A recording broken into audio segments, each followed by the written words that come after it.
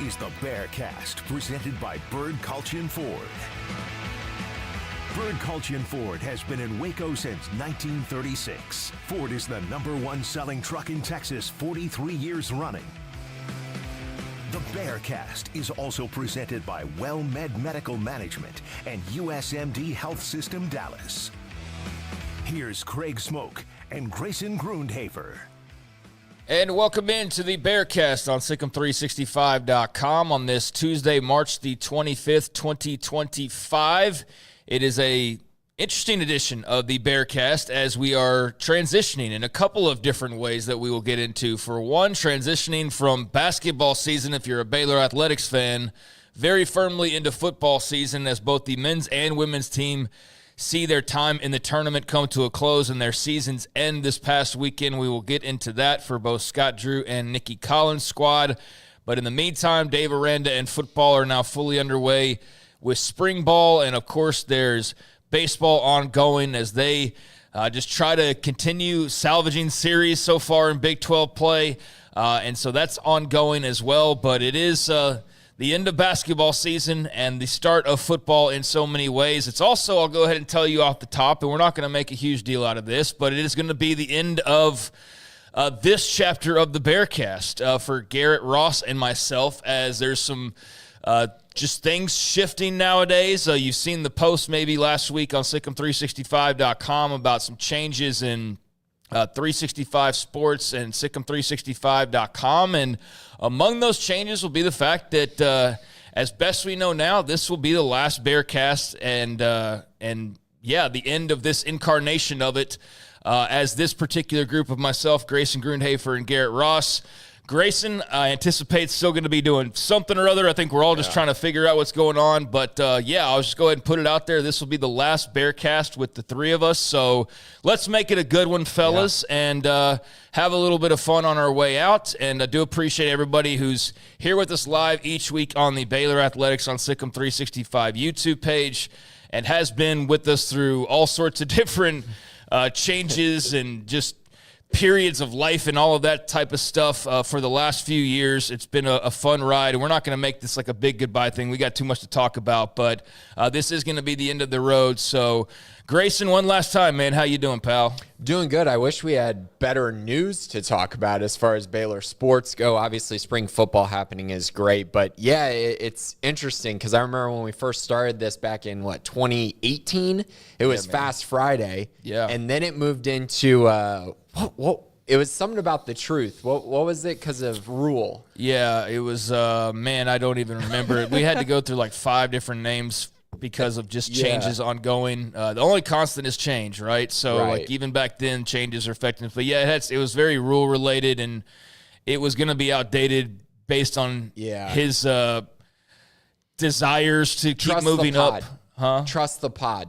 Yeah, trust the podcast, I think is what it was. Just like trust the process. Yeah, instead of trust the process, it was trust the podcast there for a while because I think we were just searching for something to latch onto, especially that time period in the midst of all the ugliness that was ongoing. So, it dates back to really when all hell broke loose, is right in the middle of that as much as anything, and the tail end of one era and the beginning of another. So this is the tail end of one and I guess the beginning of another for all of us in different ways. But, from Fast Friday, which was also a rule thing, to trust the podcast, to I think eventually just get into the Bearcast, which I remember suggesting, and then I think it was almost too generic maybe, and then you realize, like, no, it actually fits perfectly just being the Bearcast. So that's what we've been for a while now.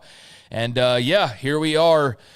To do our thing one more time as the Bearcast. And, let's start off with the big news of the week, I guess, with basketball, man, and just go ahead and get right into it with the time that we have allotted here.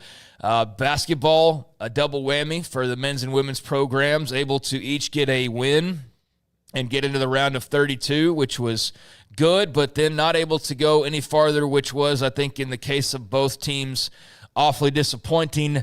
And let's go with the more disappointing of the two to start things off with, and that was the Baylor men this year. Big expectations, some big-time players brought into the fold, and some fun moments along the way. But overall, I think what you consider a pretty Disappointing season, just based on initial expectations, but the men fall this past weekend, and their season comes to a close about where you probably thought that it might in the second round or so.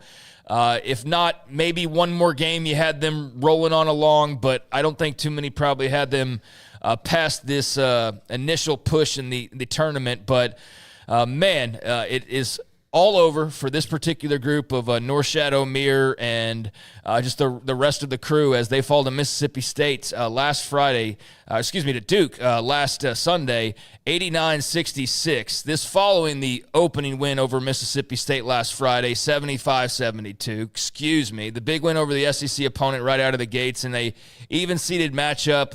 Bears able to get the win there, get their little rest day in between, draw Duke. You knew that was there on the bracket the moment the bracket was released, the possible Jeremy Roach versus his old team storyline. And, hey, go back to Baylor and Duke's own history and the very famous, still much bandied about and debated officiating in that game back in the day. Well, there was no measure of revenge for former Bears as the current Bears just got walloped on Sunday, 89-66. The number one seeded Blue Devils take care of business and eliminate the Bears. VJ Edgecombe with 16 points to lead the way. Probably the last game for him. I think guaranteed a lot of changes coming to this roster, Grayson, but you got the win over Mississippi State. That was good. It's definitely better than talking about going one and done in the tournament, which would be a really bad look. But you only last a couple more days, and you don't fall in close fashion whatsoever. I mean, Duke left, no doubt they were the better basketball team. So that's the end of the road for Scott Drew and the men, 20-15 overall. They finished 7th in the Big 12. They go 2 rounds deep in the tournament. And how are you feeling about just the way all this sort of wrapped itself up? Well, I would say that the first thing was there were a lot of conversations after they beat Mississippi State about, Baylor advances to the second round for the 4th time or 5th time in a row. But they've also lost in the second round for 4 years in a row. And now this was the first year where they weren't upset in the second round. They've been upset the last few years, whether it was Creighton or Clemson or, of course, North Carolina back in 2022. But when you looked at this matchup, I think it was pretty clear when the bracket came out and Baylor was a 9 seed, it was going to be very tough for the Bears to beat a top 4 seed. And then you see that it's Duke, and it's just, if Cooper Flagg plays, it's a terrible matchup. And as we saw, it was a terrible matchup, in fact. And they just didn't match up well against this team, and their flaws were definitely on display against Duke as well, whether it was, not having a backup big behind Norchad Omier, because when Omier was in the game, it was basically a 10-point game throughout. It was a competitive game, but whenever Omier came out of the game, it was pretty much not even close, not even competitive. And so the size and the things that happened to Baylor in the offseason where they made mistakes in the transfer portal, they were on full display against Duke. Now, I will say this, though. When you go into halftime and the free throw advantage is 19-2 in the first half, that's a problem. And anyone who watched that game, you can't tell, I know everyone wants to say, Duke's the bigger team, and, Baylor had to foul. A lot of these fouls were very, very soft calls. They weren't, takes. They weren't fouls where you're wrapping a guy up. They weren't fouls where you're, completely clobbering a guy. It was very much physical defense, which was also being played on the other end of the floor and not being called. Multiple times, VJ Edgecombe getting bodied, which they gave Cooper Flagg the foul for. Norchad Omier got tackled on one end, didn't get called. There were a lot of things in that first half that were a little ridiculous. And obviously, when you're playing a 1 seed, if the disparity is that big at the free throw line, you're probably not going to have a lot of success. And those free throws really allowed Duke to stretch that lead in the first half, when really I felt like Baylor was probably within, as far as game flow goes, probably should have been within, 8 to 10 points in that first half, and instead it balloons to 17 points, in large part because of that. You can't allow that to happen, and that completely made this an uncompetitive game. I think most people realized that Baylor's season was going to come to an end versus Duke. I mean, just watching this team all year, they haven't been able to really beat the elite teams. I know they beat St. John's, but that was very much a just kind of miracle type game. They haven't really competed great against the best teams in the country, and once again, it kind of ended up that way against Duke as well. Yes, it did. 89-66. I mean, the Blue Devils take it to the Bears ultimately and leave leave you feeling like this was probably about right of where they ended and about where you expected, but certainly just left you feeling a little sour because, I mean, to get beat by 23 points is never a good feeling no matter what the expectations might have been or not. But, big disparity in the free throws. Baylor shooting 8 of 10 versus the 23 attempts that the Blue Devils got, of which they knocked down 19, so that alone had double the amount of points. 19 made free throws to 8 on the day. Duke over 50% from 3. Baylor just a shade over 30%. As the Blue Devils go 12 of 22. Baylor 8 of 25. Duke 64+% field goal percentage. Baylor just over 36%.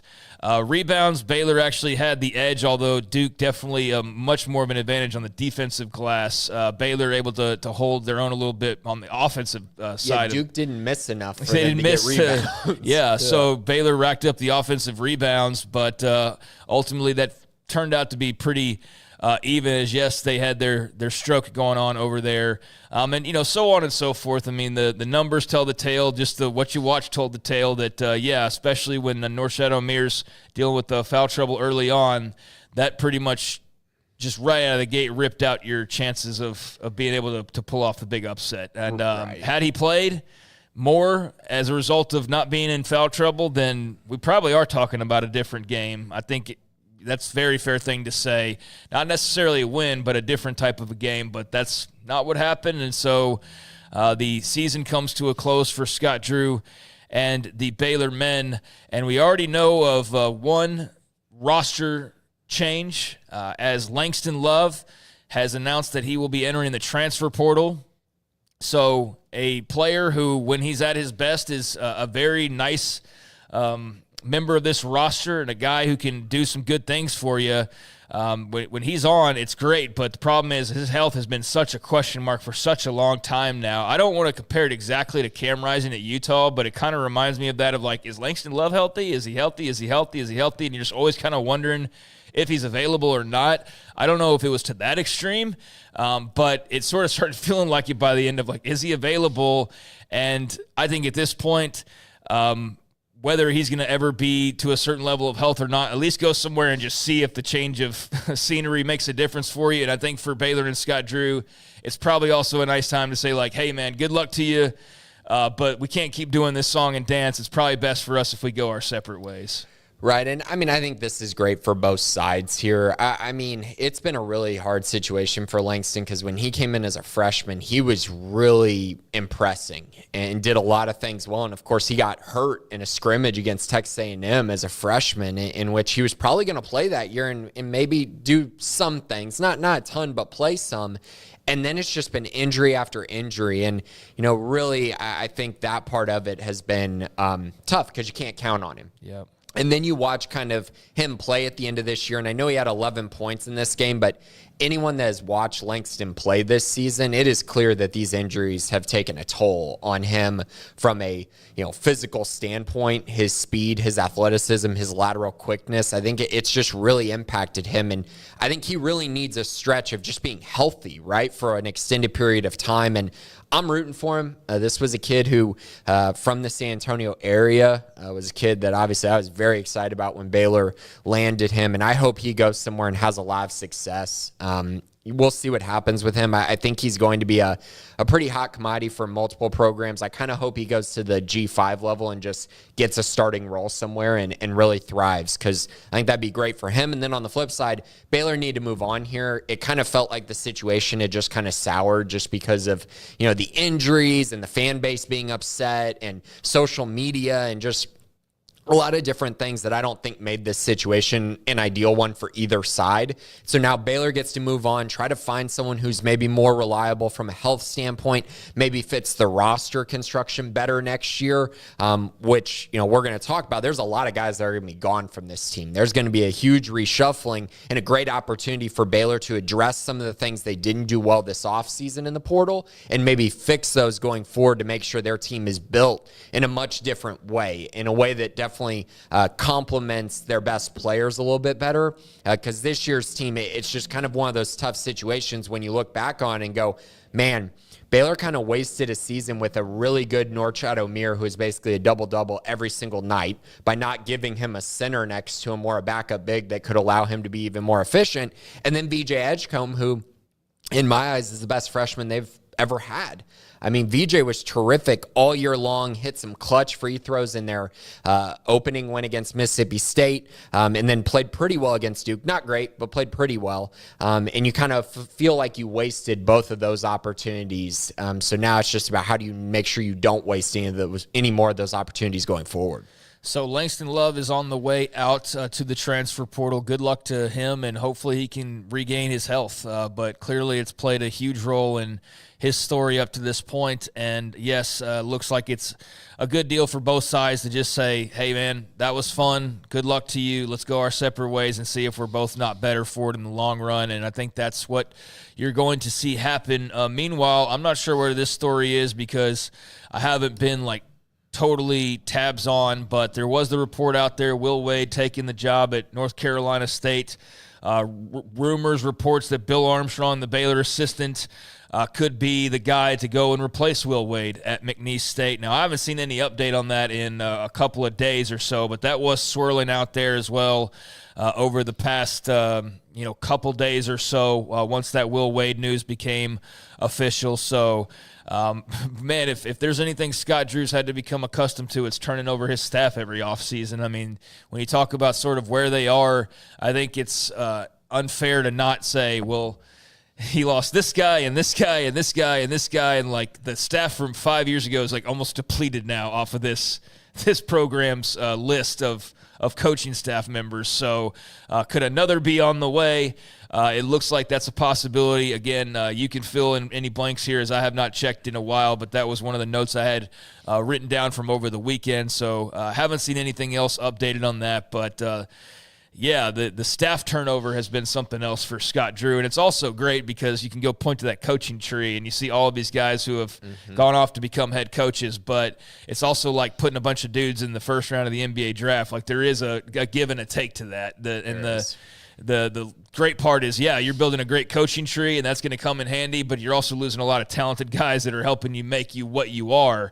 And so that's another offseason we're looking at where that's a possibility he has to shake things up once again. I know Jeff Goodman posted about kind of the list of initial candidates for McNeese State, kind of who they're targeting. And there were 5 names mentioned, but I do feel like Bill Armstrong's probably going to end up getting that job. It just feels like there were so many rumors about it, a couple weeks ago, and it just feels like there's been more and more steam kind of gained in that direction. So that wouldn't surprise me at all.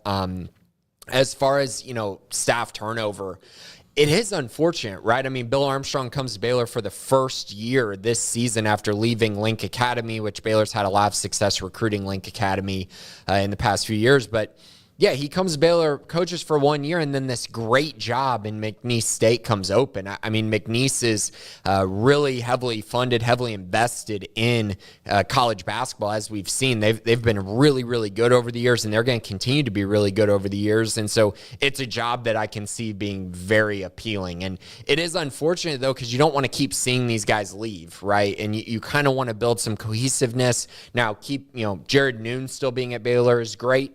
But I think finding a guy who's actually going to be at Baylor for a little bit longer, if Bill Armstrong does in fact take this job, is pretty key because you do want to build some consistency and some cohesiveness. Thank you for Jacoby Walter.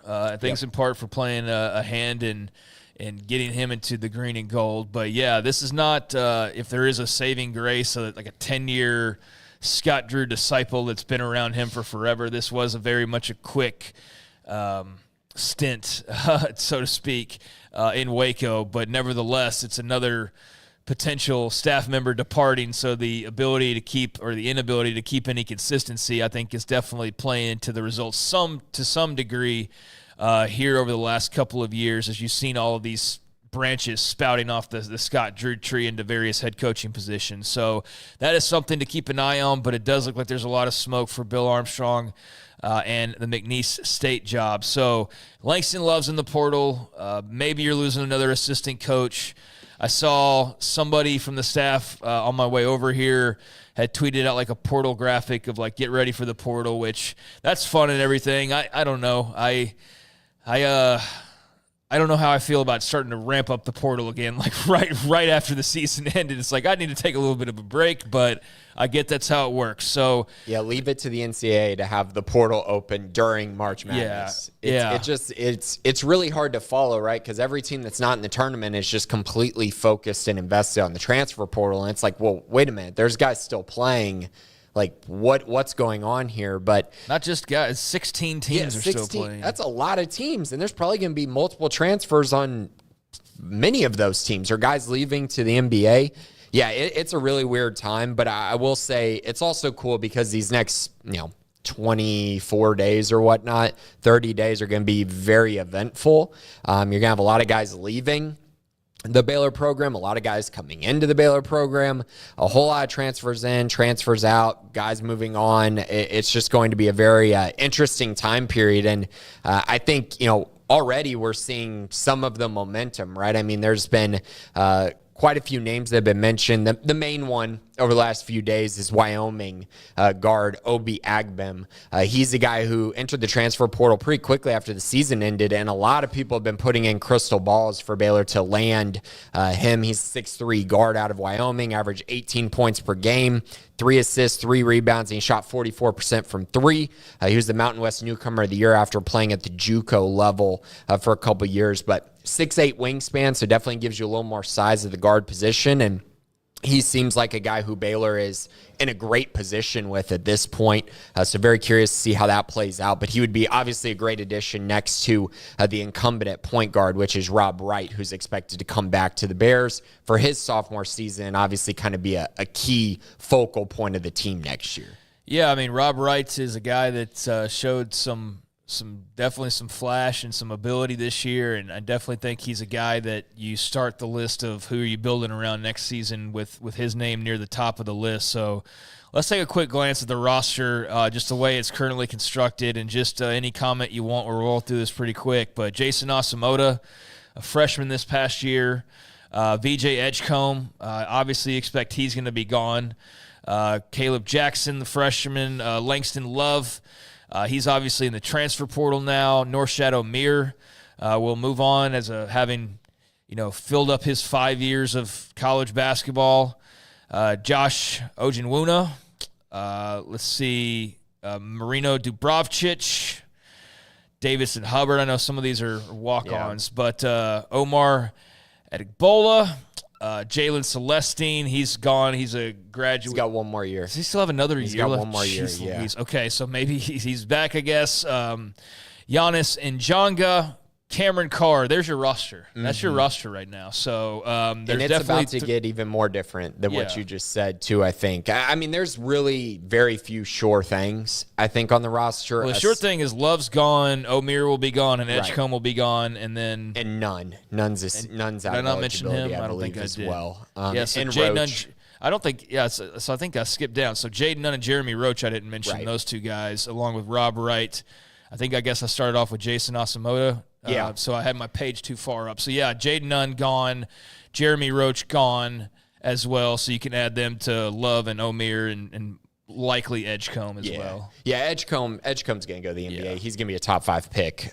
He had great things to say about the Baylor program, and so did Norchad Omier, which was really, really cool. Just a year after Jalen Bridges kind of said the same thing, just about, the spiritual component at Baylor, the faith aspect of just how important that is at Baylor and how it really, it makes you better people, right? And I think they truly believe that and buy in that. That's obviously great publicity for Baylor. Now, as far as kind of how the roster's looking, Cameron Carr is definitely going to be back. He transferred from Tennessee in the middle of the season. I would be surprised if he left. Now, I will say he does have a connection to Bill Armstrong because he played for him at Link Academy. So there is something to that, but I do think he will be on the roster next year. He'll slide into one of those wing positions, probably to replace VJ Edgecombe, most likely.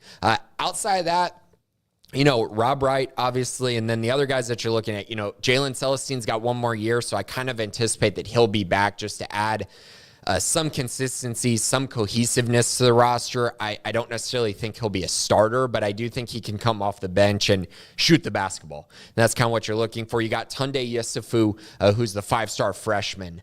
He'll be on the roster next year as well.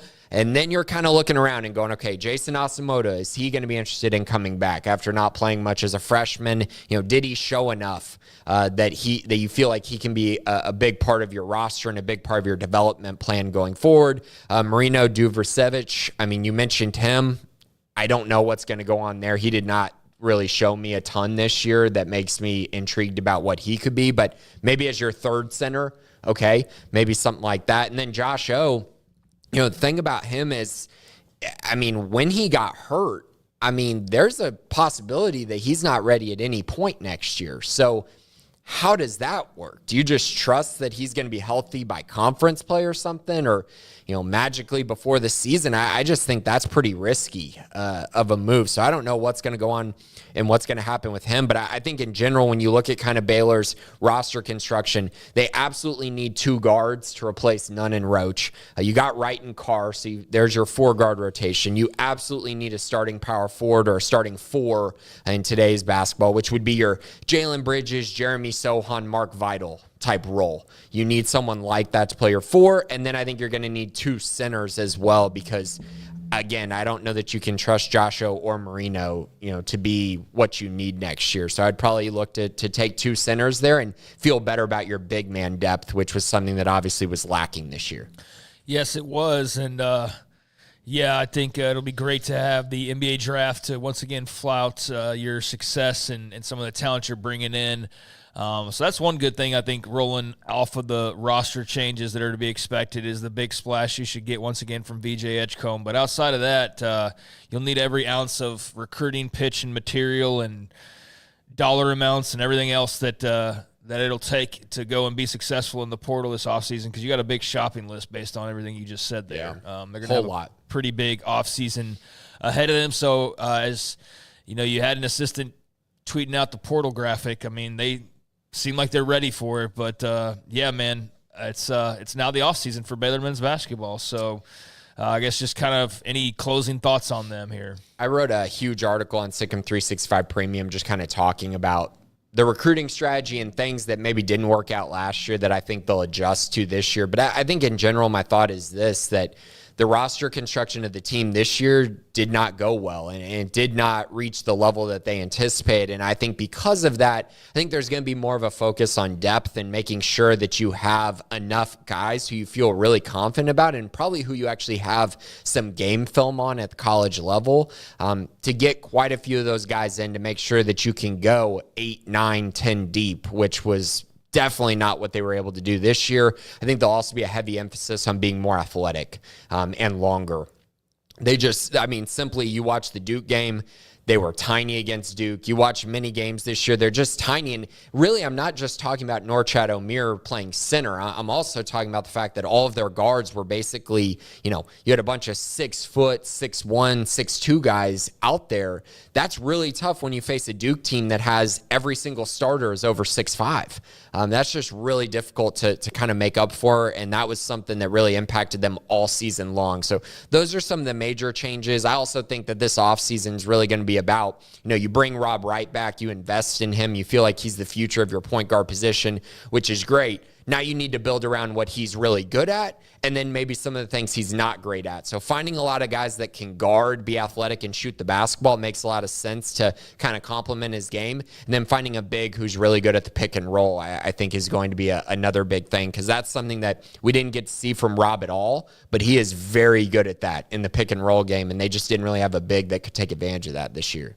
So I'm sure that Ashley Hodge, as well as others, will have all sorts of news on the basketball movements, but there will be a lot of them, as we have discussed here, and a lot of changes already occurring, and more changes you can best believe in store. So off-season time for Baylor men's basketball as they fall in the round of 32, but they were not alone, as basketball season did come to a close officially across campus, as the Baylor women also fall over the weekend in the round of 32 after, and I guess I should say, for the Baylor men in the Big 12, do still have 4 teams alive, so that's good. You got Houston, you got BYU, you got Texas Tech, you got Arizona, but Baylor, Iowa State unable to add a little bit more to that mix, but not a bad crop of teams. And I don't want to do the whole conference pride, ride the coattails, and do the whole SEC thing, even though there is some good that comes from your conference doing well. But I think that's a pretty good showing for a year where the SEC was clearly like the premier conference, and it's showing in the tournament with the amount of teams not invited, but the ones still standing. You got like half of the Sweet 16. I think they've walked the walk as much as there was a lot of talk the talk. Still got to do it for a couple more rounds, but having half the field left is pretty ridiculous, but having a quarter of the field's pretty good as well. And very interesting in this power conference era that it's only power conferences remaining. And the Big 12 not at the top like the SEC is currently, but they're not at the bottom like the ACC is currently, just sneaking a team in there. Man, it's been worse for the ACC, I think, but I don't know really when and where and how often it's been just kind of this state of bleh with the ACC. When basketball is your bread and butter, that's the one thing. Like football, we weren't that good. Florida State stunk, blah, blah, blah. We'll be better. Hey, it's basketball season.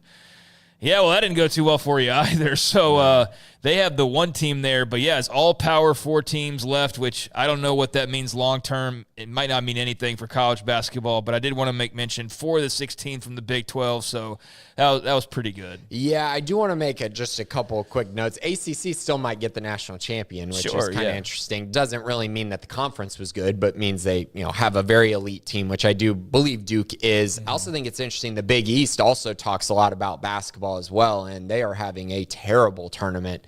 I think they don't have a single team left. It's all power schools. All power, yeah, and so they're all out of it. I think the Big 12's had a really good showing. I also think the SEC thing is really interesting because, yes, they have 7 teams in the Sweet 16, but they also basically was just all their front runners won games against teams they were supposed to beat. So it's, Arkansas is the only team that really, beat teams that were better than them and really showed the strength of the middle of the conference, if that makes sense. You had Oklahoma losing in the first round. You had Texas losing in the first 4. Like, you had Vanderbilt losing in the first round. Like, all those teams in the middle that everyone said were really good and the depth of the SEC is so great. Well, those teams kept losing to everyone, and it was really just, Auburn beat a 16 seed and a 9 seed, and now they're actually going to face teams that maybe actually might compete. I'm very curious how many teams they actually get in the Final 4. I think that will be far more indicative of how good that conference was from top to bottom, because I think right now you can definitely question, I think, the middle of that conference a little bit. As far as the Big 12 goes, not really a surprise. I felt like the bottom of the Big 12 was pretty bad this year. And really, once you got outside, the top 3, I felt like it was pretty bad. Now, BYU's had a nice tournament run so far. We'll see how far they can take it. I will say they got a very lucky draw with where they got to play those first 2 games and got to play Wisconsin on the West Coast, which is a nice draw for them. But I'm curious if they can advance past that. I'm not sure they can, but the top 3 teams in the Big 12 pretty solid. When you look at Houston, Arizona, and Texas Tech, those are solid teams. Now, I'm not sure that any of them will make the Final 4. I think Houston definitely has the best case for it, obviously, but I think those teams have proven they're definitely quality programs this year. So there you go with little men's basketball. I wanted to throw the Big 12 tidbit in there as well about the 4 teams still remaining. So should be a fun Sweet 16. People lamenting the loss of mid-majors or the lack of parity. I think you're set up for some really good basketball games that are going to have some crazy atmospheres. So I think the tournament's going to be A-okay, but I understand some of the sentiment. But we need to see more than a year sample size to say, NIL's killed Cinderella or whatever the big headline is out of the second week or out of this first weekend. But there you go with that. Meanwhile, I mentioned basketball season over officially across campus because the Baylor women also fell this past weekend in the round of 32 after getting a first-round win over Grand Canyon and their now former head coach Molly Miller, who the Bears will be seeing more of because she's now the new head coach at Arizona State. I don't know how much of a candidate she was for the job when Nikki Collin got it. I know there was some social media longing for Molly Miller, some simp behavior for Molly Miller, quite frankly, at one point in time. But she's now off to Arizona State. Nikki Collin got a win that I think was really important there because if you don't, then there's the whole Yeah. Molly Miller should have hired her thing. So that was good to just beat that team. And it's good to get a win because you needed to get at least one win in the tournament. But they weren't for long, as the next round saw them run into the 5th-seeded Ole Miss Rebels, and not enough for the Bears to overcome the Rebs, as Ole Miss wins 69-63 to bring the Baylor women's season to a close at 28-8 overall. They go down, and that's all she wrote for a pretty big group of seniors. When you're talking about the likes of Walker and Andrews and so on, a handful of seniors on this team, and left it all out there, but just ultimately not enough, and they go down in the round of 32. Yeah, another 10 free throw advantage for the team playing against Baylor. Definitely didn't help in this matchup. Baylor actually played really well, especially on offense, but Ole Miss found a way to get it done. I really felt, Baylor clawed all the way back in this game. It was kind of a back and forth game, but Baylor was down for a lot of it, and in the final minute, Baylor tied it up, and you kind of really felt like, okay, Baylor's going to find a way here to get this done, especially at home. But the last minute of the game was all Ole Miss, and unfortunately, this is one of those losses that's really tough because Baylor was playing such good basketball. Really, all the last month of the year, they were playing awesome. And so to see them lose in this round, it's disappointing. Now, I don't think they were getting past UCLA in the next game. I think UCLA is going to make pretty quick work of Ole Miss, but I did think that this was a Baylor program that should have gotten to the Sweet 16. I think they were definitely good enough this year, and you won home court advantage for this reason, to make sure that you advanced from this 16-2 on the year at home, and they find their 3rd loss of the season to Ole Miss. Just tough, right? Just a little disappointing, just a little bit. You felt like they could get back to the Sweet 16 with this year's team. Felt like they were definitely good enough to get there, and just didn't quite happen. They were right there too. Yeah, I mean, it sucks to lose at home. When you get to host a couple of games for the tournament, that's always a cool deal and should really be kind of an annual tradition around here anyways at this point. But, yeah, not able to get it done in front of the home crowd. So 69-63. The Baylor women also knocked out, and there will be some changeover with their roster, especially next year. You're looking at I don't know as far as like COVID years and all of that of where we are now at this point, but you've got Yaya Felder, who's listed there as a senior. I don't know what the state of your grad transfers is. Like, I know Jana Van Guydenbeek, doesn't she have like another year? Yeah, I think? due to injury, I think. Yeah, so like I don't know. It's not clear cut these days of where people are. So you're listed as a senior, you might have 4 years left. I mean, it's like crazy. But we know that I think she's got another year left. Jada Walker is done. She was one of the seniors. Aaronette Vonley is done. Sarah Andrews obviously is done, and that's a big one. That is. For this team as well. Very loyal player that I don't think we talk enough really about her, but she was here. She got recruited by Kim and stayed throughout this entire process. She's definitely an all-time Baylor type player. And so, obviously the numbers aren't incredible. They're not just off the charts, but she was really good and a very loyal player and someone who I think helped build this culture for Nikki Collin the way that she wanted to. And I think, even though the numbers aren't insane, I think she was very important to this transition period for this program.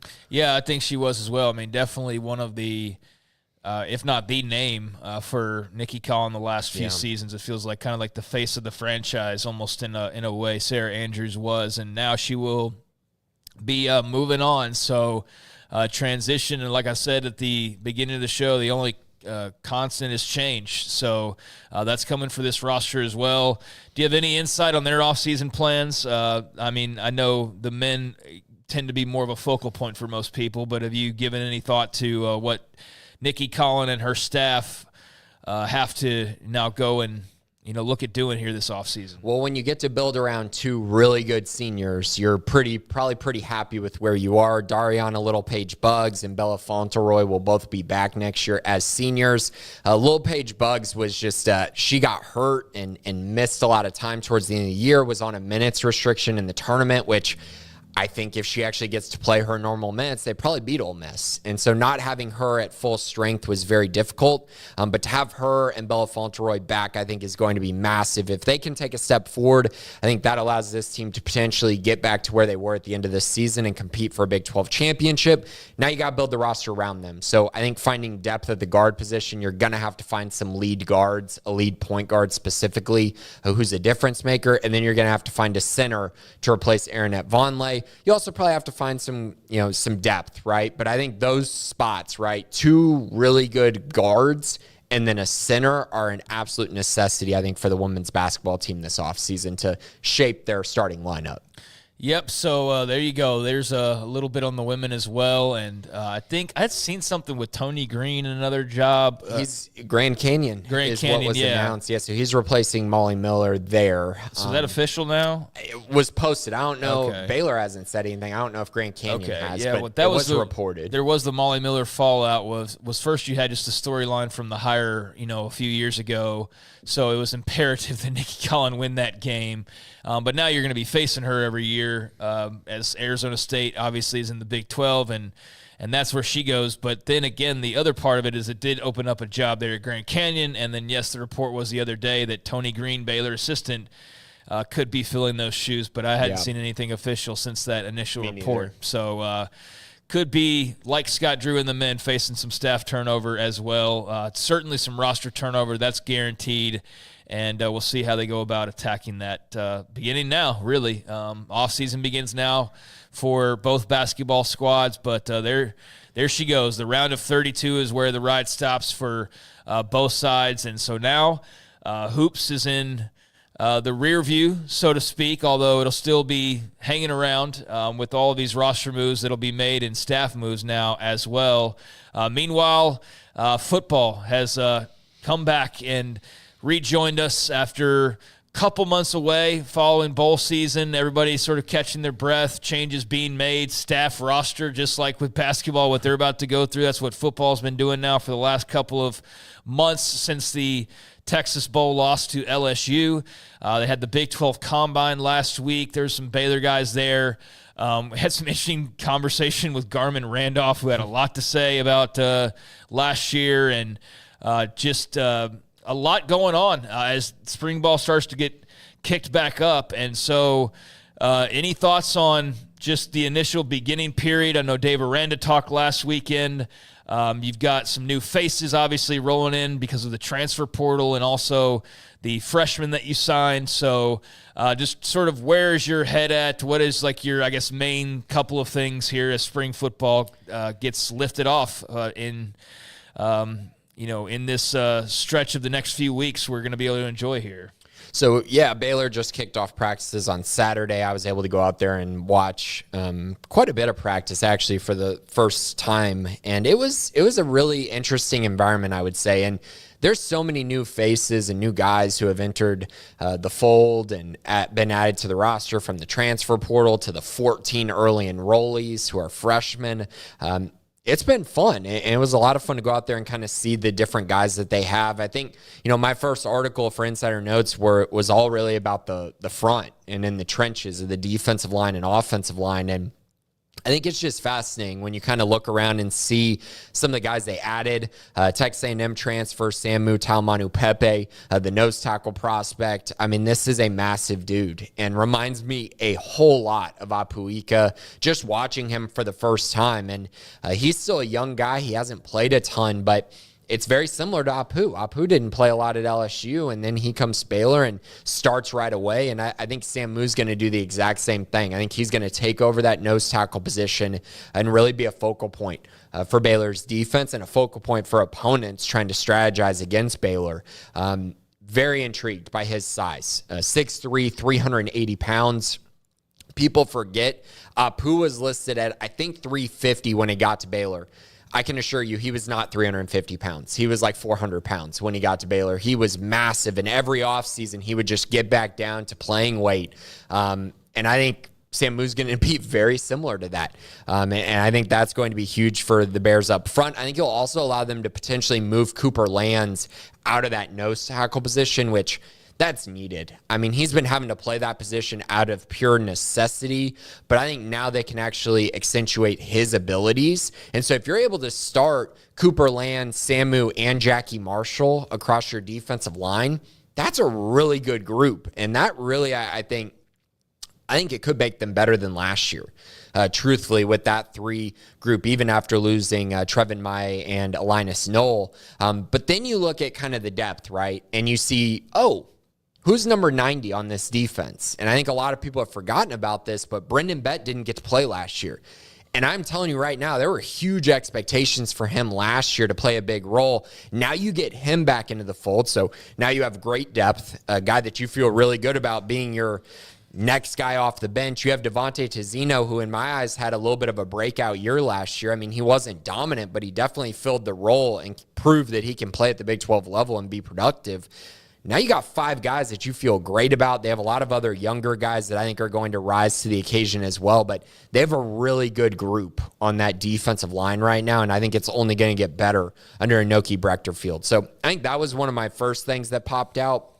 I would also say, just kind of looking at the edge position too, we talked a lot about Matthew Fobbs-White, the Tulane transfer, just how productive he was at Tulane, his ability as a pass rusher. He's a very different body type than what Baylor's been playing at the edge position. He looks nothing like Steve Linton or Garmin Randolph. His playing weight really right now is probably going to be something like 6'4", 230. Maybe something along those lines. So a lot smaller, but very athletic, very quick twitch. I'm very curious how they're going to utilize him. He definitely looks like he's going to be purely a pass rusher initially, but a very physical player, which may allow him to hold up against the run better. But I've already been very excited about him. But the one who I kind of had questions about was Oregon transferring Marion Winston also at that edge position, because his film didn't really show me a ton. He's kind of a younger guy, so it's kind of like, is he going to be ready to play this year at a very high level? What's that going to look like? But man, his frame is impressive. I mean, he is huge, and I was stunned, honestly, when I saw him. He's not as tall as Garmin Randolph, but he's much thicker than Garmin Randolph was.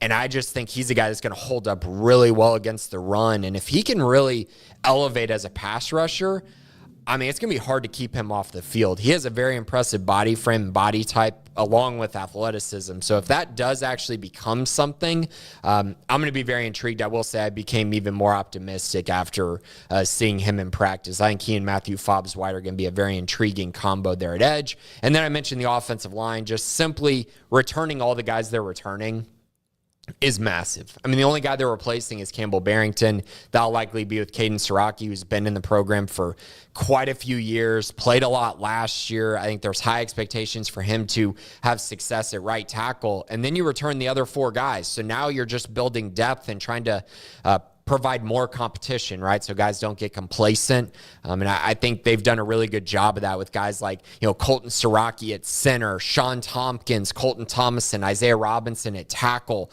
going out and getting Joe Crocker to really, I think, solidify themselves at guard and provide more competition.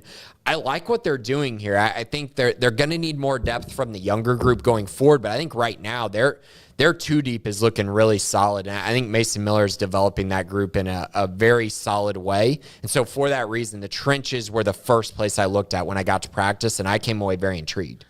Well, I think the first thing that jumps off to me, I haven't been out to a practice. They just really got underway this past weekend, but I'll manage to make it out there a couple of times before all is said and done. Year 6 for Dave Aranda. Just kind of crazy to say that out loud, but year 6 for Dave Aranda. So 20, 21, 22, 23, 24. So no, it's year 6. Yeah, it is year 6. Gosh, dang. Yeah. I just got trying to think in my head of that doesn't sound like it should be right, but it is. Yeah. Year 6 for Dave Aranda. Very impressive NFL contingent out there. Terrell Bernard, Jalen Petrie. Who else was out there on Saturday? Christian Morgan. Yeah, Christian Morgan out there. Xavier Newman. Xavier Newman, that was the other NFL name that was out there at practice. We just talked to Terrell Bernard a couple weeks ago after he signed his big contract extension with Buffalo, and I think it's safe to say he's like the face of the program in the NFL right now. I mean, Petrie probably was like the year before, and then Terrell, I think, really kind of took over the mantle over the last year. But Xavier Newman's had a nice career. I mean, all the talk when he was a recruit or even as a player, if maybe injuries or just play or whatever wasn't up to snuff or what have you, but there was always like he just had the toolkit for like he just always had that. So like he was always just a guy like so long as he lived up to his ability, he could go play in the NFL for a few years, and that's exactly what he's doing, if that makes sense. Like he always kind of was earmarked as that type of a talent, and sure enough, here he is, and he's like in his third year or something like that now third or fourth year in the NFL with the Jets. So that was cool to see those guys. And Terrell had told us he was going to be back and he's going to check out the new facilities and things like that. So didn't know exactly when that was going to happen, but cool that he got to do it less than 2 weeks later. He's already back doing exactly that, but also with a couple of his NFL buddies in Petrie and Xavier Newman, and then other guys like Christian Morgan there as well. That was cool to see that picture from this past week. So love when the players come back and visit, especially guys who have carved out a nice little niche for themselves at the next level. It really was. And you mentioned the new facilities, and oh my goodness, they are just insane. I finally kind of got a better glimpse of them on Saturday, and oh man, game changer, I think, for the program in general. And kind of it happened right before NIL really took over. So you're going to see a lot of programs not invest in that, right? Not invest in facilities anymore because of the NIL component. But Baylor's already passed the facility upgrade, and now all the focus is on NIL. But I think getting that in before that stretch has been huge. And I mean, the amount of recruits who have talked about, like, I'm going to go to Baylor because I really want to see the facility. That's huge. Just getting guys on campus that maybe you weren't going to get on campus in the past, just because you can show them this crazy facility that they're really not going to see in many other places is pretty big. And I think it's definitely a nice first stop, right? When you get to Baylor, to see something like that and see where you could be training, for 4 or 5 years or whatnot. So yeah, that's a really cool piece of the puzzle. I guess one more thing when it comes to spring football, we're going to talk a ton about transfers and things like that going forward. But, I do think when you look at the quarterback position and you see Sawyer Robertson leading the charge in his first full offseason where it's like you're the guy, I think is huge for this program, because the last 2 years it's been a different guy and it hasn't been Sawyer Robertson. It's kind of been this weird, somewhat open competition type thing that has been happening. And I mean, based on, I don't mean to interrupt you here, but based on our conversation, some of what we talked about Garmin, I mean, that DeQuan Finn thing really rubbed some guys the wrong way last year. Like, I mean, they were bothered by the fact that they believed in Sawyer, and then this $1 million, and I know it wasn't $1 million, but several $100,000 quarterback gets brought in. That did not go over well based on what we've heard since. No, and see, that's the hard part is I'm sure it didn't go over well, but also that they have to remember that, you're bringing in a new offense coordinator. And so it's like he hasn't gotten to see Sawyer in practice at all. Like, you got a plan for, what are you going to have at the position? Obviously, they ended up making the wrong choice to start the year. And, I would say that it didn't really cost them much. Maybe they won the Utah game, but based on how the offensive line was blocking in that game, I'm not really sure that would have changed everything in that game. But maybe. The point being is that it's Sawyer's team now. It is. And that's kind of the point that I was getting to, is just like, it's his team. It's unquestionably his team. They brought in Walker White from the transfer portal from Auburn to be be in competition, to be the next guy, competing with Edward Griffin and Nate Bennett. But that was for depth purposes and for the future, not for this year. This year is about Sawyer Robertson. It's his team. I think the team is really excited about that. I think when you do that, I think you create a culture that is really strong. And when Dave Aranda talks about, the first guy in the meeting room, when he talks about leadership, when he talks about players buying in, he mentions Sawyer Robertson. And so all of that coming together, I think, creates the DNA for your team and for your football program. And that is massive. And that is something that, Aranda talked about in his opening presser, but also I think it's just become very evident, right, that all of these other quarterbacks are kind of following his example, so learning how to lead. But then the team is just kind of building on that DNA that Sawyer's already established from, his past couple years, but especially last year when he waited his turn and then proved it the moment he got on the field. I think that is huge for this team and something that I don't think you can just manufacture that. You have to have it. You have to have a guy like that, and they have it with Sawyer. Yeah, they do. I definitely had that written down as one of my takeaways was that you've got, well, first of all, I mentioned the NFL guys. That was cool to see that. But, yeah, Sawyer's team is just basically what I wrote down. Like, it's very clearly his team now. There is no controversy to be had. There's no competition other than just natural competition. I mean, Walker White, you want him to push Sawyer and vice versa, but it's clear whose team it is, and he went out and earned that last year, so we'll see if that makes a bit of a difference. No real staff turnover except for a cornerback, obviously Paul Gonzalez taking over for Kevin Curtis, but that's the only real big coaching move? Carson Hall for Caleb Collins. Okay, yeah, that's right, yeah. Because they haven't, I guess, updated the website. So, yeah, they still have Collins listed, so I'd forgotten about him, and Curtis listed. So, hey, if anybody's over there listening, I want to update that. But, yeah, so there was that move as well. That's why I brought it up, because I could not quite remember if there had been more than Gonzalez, and I remembered him because – just the whole TCU thing, and then also Aranda mentioned him a little bit on Saturday. Yeah. So there is some of that coaching change at those two position groups to kind of settle in and get used to. The quarterback room, I mentioned it's Sawyer's team now, but it does seem like that's a group that they're excited about with Walker White coming in. So a big thumbs up in regards to their depth now at quarterback. And then I guess one of the other things was the spring game discussion, which has across the country become this big talking point now. I guess the most popular version of talking about the spring game at the moment is discussing the crossovers, Colorado and Syracuse, Deion Sanders, and a name that Baylor fans know, and Fran Brown getting together, trying to make something happen as far as having some team scrimmages, if not a spring game type of thing, and that's become a really interesting topic because it's been brought up for years. I mean, I can point to conversations on our own show from years ago talking about why don't you scrimmage people in the spring, and would that ever be possible? And so it's been out there for quite a long time, but now it's maybe becoming more of a reality, although that's not going to be the case for Baylor this year and maybe ever. I don't know really what Dave Aranda's philosophy is on that. That's something we can get to him at, maybe at some other point during the spring, is ask him his thoughts on that. But he did fill in reporters on what the plan is for Baylor and its spring game. Is not only have the scrimmages been kind of a talking point, but the more widespread talking point is the fact that a lot of teams just aren't having spring games, period. So there's some that are trying to just how can we make this interesting because the traditional way is not working. Hey, let's scrimmage Syracuse or whatever. Others are just saying we're not going to do one. And, what they end up doing is some glorified exhibition or whatever.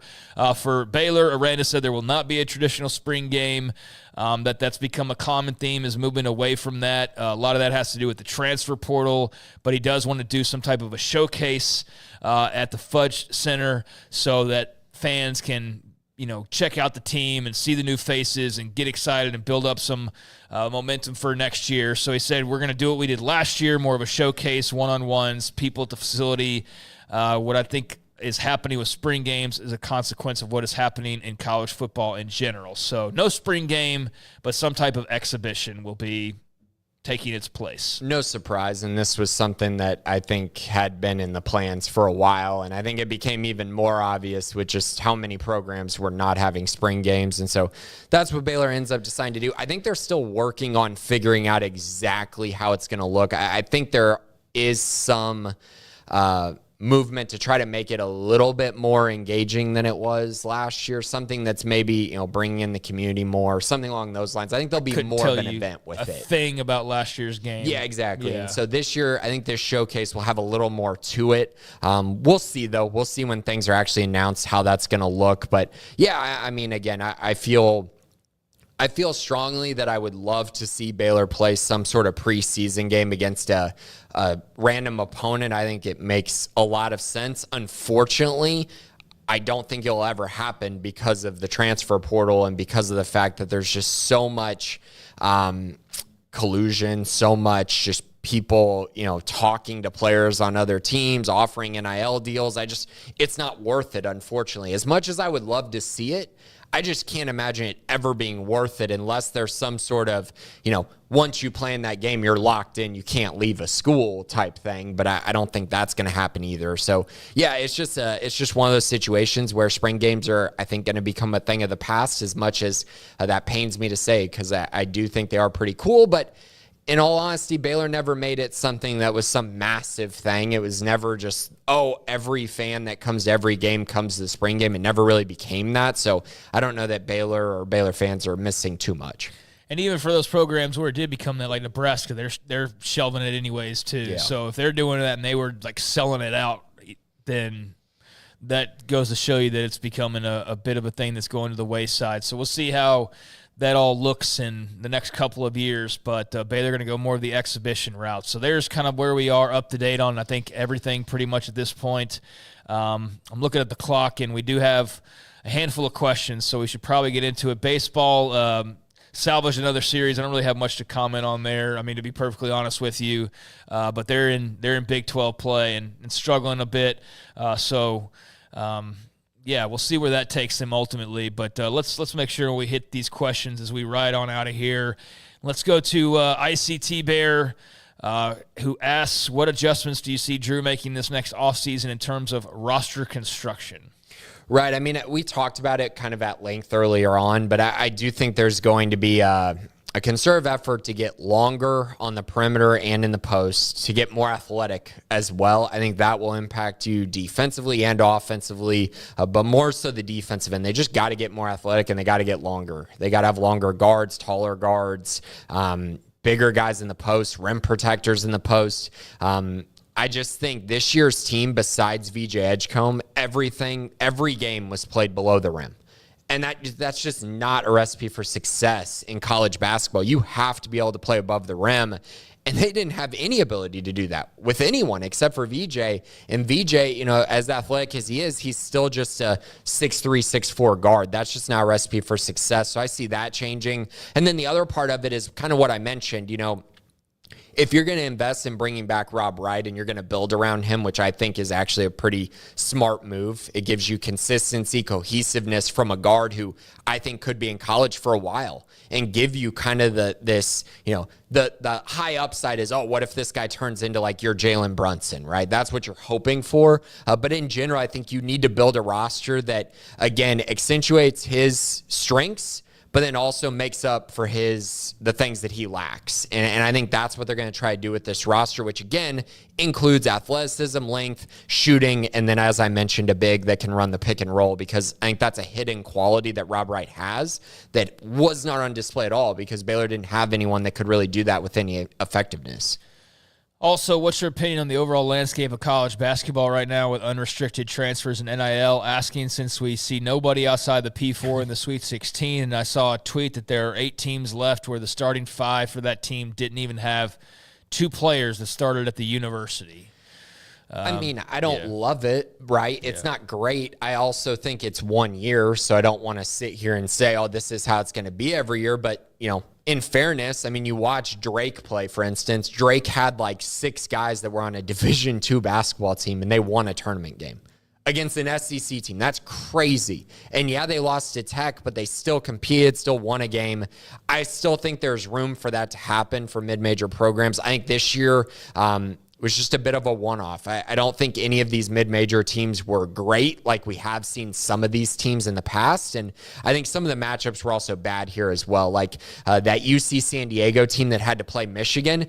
Michigan was really good, and Michigan was really hot entering the tournament. What if they had gotten to play a different 5 seed? Maybe things end up a little bit different. We also saw McNeese State win a game. It's just hard to win multiple games in the tournament for anyone, as we've seen with Baylor over the past few years. So for a non-power 4 team, a group of 5 team to do it, it can be difficult. But I wouldn't read too much into it. It's only 1 year.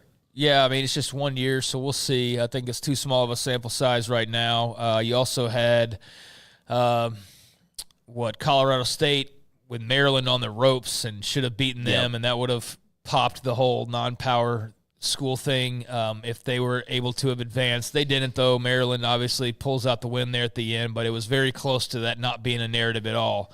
The whole lack of mid-majors thing. But, yeah, it's definitely something people are talking a lot about, and I think a lot of people have their eyes on as everything just sort of keeps funneling in a certain direction of all the bigger schools.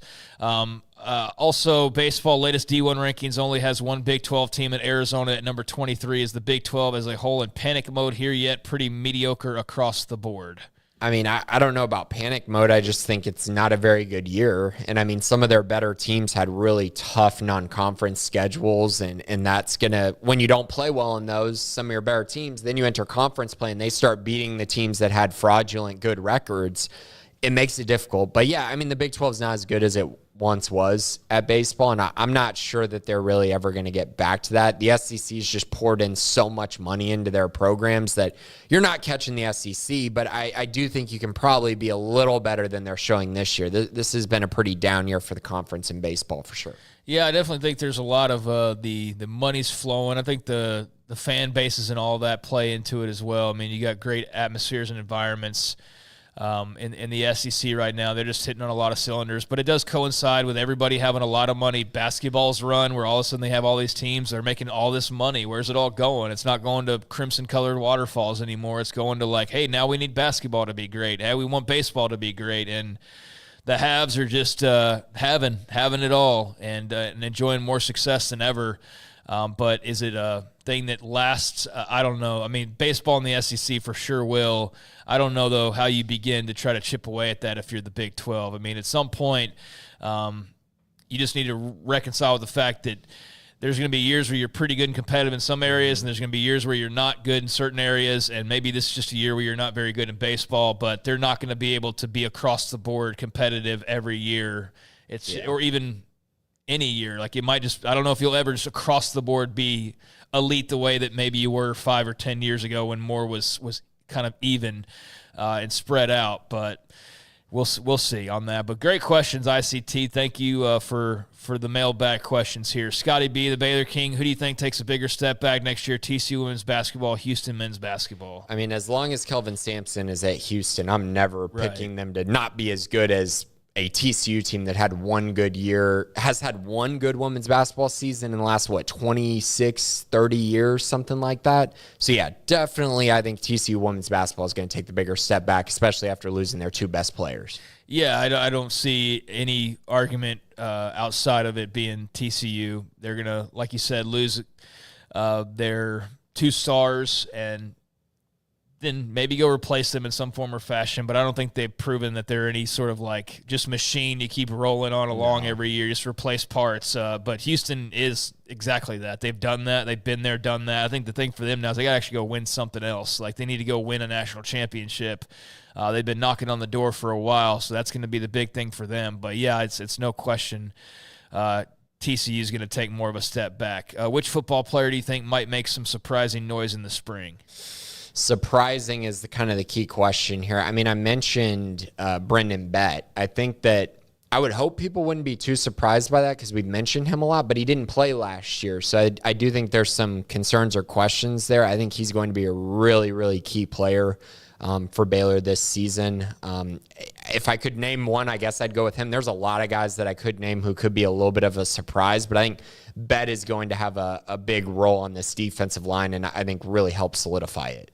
Useless Kim degree, any confirmation on Asamoah? What are the chances he would stay and develop under Coach Scott Drew? Talking about Jason Asamoah. No confirmation on him quite yet, but I guess confirmation on him going to the portal. Yeah, it would be portal or staying at Baylor, and kind of how that whole situation unfolds. Would Baylor rather go get someone else? Would Asamoah? Do they believe Asamoah is going to develop into a really good player?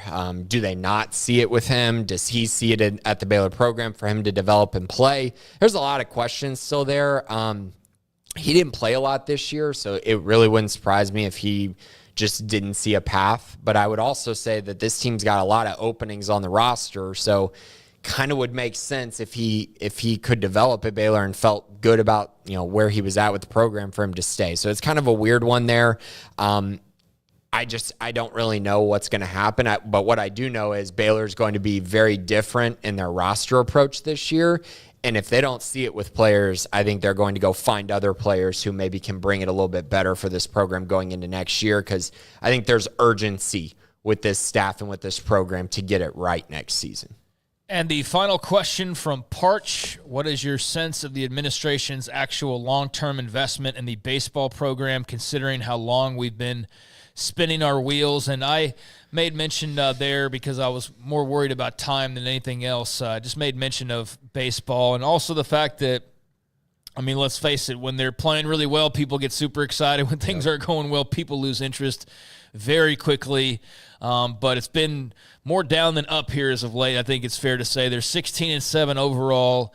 They are 2-4 in conference play now at this point. Just wrapped up a series with Kansas State where they lost the first two and won the final game. They did the same thing the weekend prior against Kansas. So it's been one of those, like, salvage this series and avoid the sweep for these first couple of baseball series. But there was a little bit of excitement there at the beginning of the year. They were beating up on some teams, but the whole thing is, like, how good are the teams are they beating? And, you know, what does that all mean?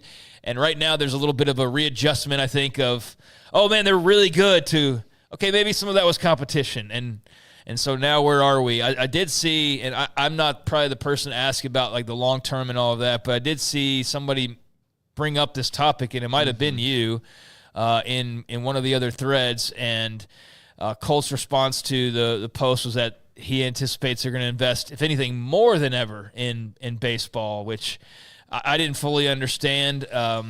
But so I guess that helps to partially answer the question here. But what are your thoughts on the administration's actual long-term investment and just the spinning of wheels, I guess, as viewed by some? I mean, if what you put into baseball could lead to you landing difference makers in basketball and football, I find it hard to imagine that you would spend a ton of NIL resources on it. I mean, those two sports definitely, carry your athletic program. And so I think they're the more valuable ones. I do think that Baylor fans value good baseball. I really do. The problem is it just hasn't been consistent, and it hasn't been, like, they really haven't been great since that team that, lost in the Super Regionals 12 years ago? A long time ago. Yeah, I think that was really the last time. I mean, they had a couple regional runs, but they were, going somewhere else, right? Traveling. They weren't at home. And so that makes it a little bit tough. And I think right now, you're seeing a team that is definitely improved from last year, and they're taking care of business against teams they're supposed to beat. But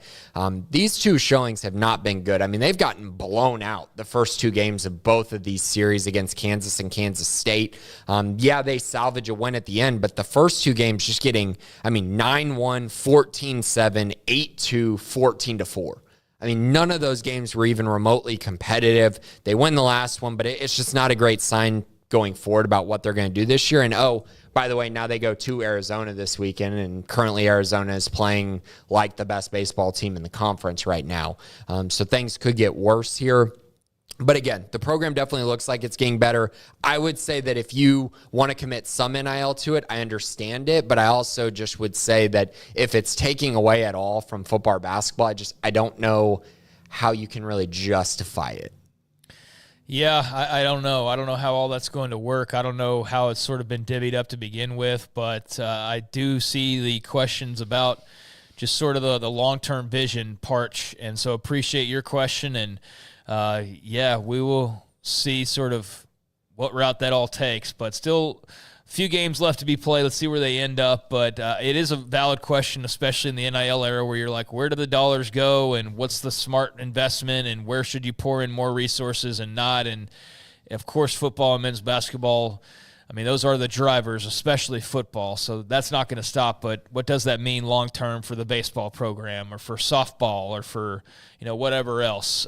It's all valid concerns and questions, so just don't have an answer right now on that. So, Parch, appreciate you, and that'll bring it to a close. Thank you to everybody who asked questions this week. ICT Bear, Scotty B, Useless Kim Degree, and Parch, and in particular, Scotty B and Useless Kim Degree. I've probably answered like 100 of your questions over the last few years. There's others, the Watanejo Bear. I just love saying your name.